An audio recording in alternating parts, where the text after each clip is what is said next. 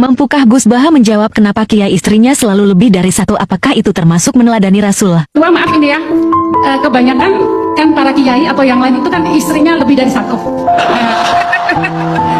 Nah, dan maaf ini ya, agak ekstrim juga ya, dengan alasan itba Rasul lebih dari satu katanya gitu.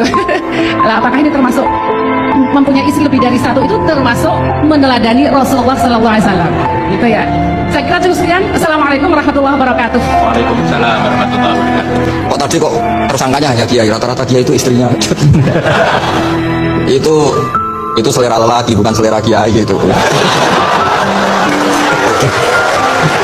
Karena itu di Arab itu banyak yang nggak kiai istrinya juga. Bisa sering cerita, kalau kamu tidak berani poligami, jangan lalu nggak tahu logika poligami. Saya termasuk umat yang saya yakin husnudzon dicintai Rasulullah SAW. Karena saya itu sinau lama, bukan ingin jadi rektor, bukan, memang sinau untuk sinau. Juga nggak ingin jadi ketua MUI, ya nggak main sinau untuk sinau. Saya kalau di rumah Pak Kores bikin teh sendiri, bikin kopi sendiri, karena saya ingin nggak terlalu dihormati. Saya tuh kesini tadi ya sama anak saya, pokoknya saya seneng hidup kayak umumnya orang. Begini, kalau Anda tidak berani poligami atau suka poligami, Nabi itu oke sebagai percontohan, tapi sadarlah kamu itu tidak Nabi. Begini, saya sering bilang begini, Nabi itu orang baik. Berarti kalau punya istri satu, membentuk orang menjadi baik.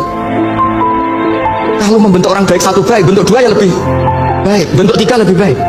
Kebalikannya kita, atau kamu lah kalau bahasa kasarnya itu. Satu istri saja kamu bentuk dari baik menjadi tidak baik. Lah kalau dua malah kayak apa? Kalau tiga malah kayak gitu aja. Jadi fikihnya kadang-kadang orang baik itu nggak bisa ditiru karena tadi nolong orang baik satu baik, nolong dua lebih baik, nolong tiga. Tentu Nabi hubungannya dengan istrinya posisi yang membentuk, yang nolong, yang menjadikan solihah, yang menjadikan lebih baik. Tapi papa ini apa ada jaminan seperti itu? Tapi ya jangan bilang kalau gitu nggak usah poligami, jangan. Wajah-wajah gini kan riskan yang lebih buruk misalnya. Ya sudah begitu saja. Jadi menurut saya itu makanya ini pentingnya fikih. Ada illatul hukmi, ada logika apa?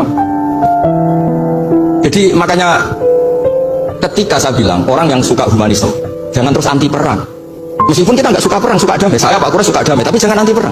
Karena apa? Andai kan zaman kita dijajah kolonial Belanda, Jepang, terus kemudian kita bilang perang itu haram, bersama Londo monggo, daerah ketemu Jepang monggo, kan lucu. Artinya gini, cerita-cerita perang Nabi itu secara akademik ada konteksnya, yaitu mempertahankan apa? Tapi jangan karena Nabi pernah perang, pokoknya yang benar itu perang, damai itu tidak ada hadisnya. Yang nggak ada itu bacaan kamu, bukan hadisnya. Ya jadi kira-kira gitu.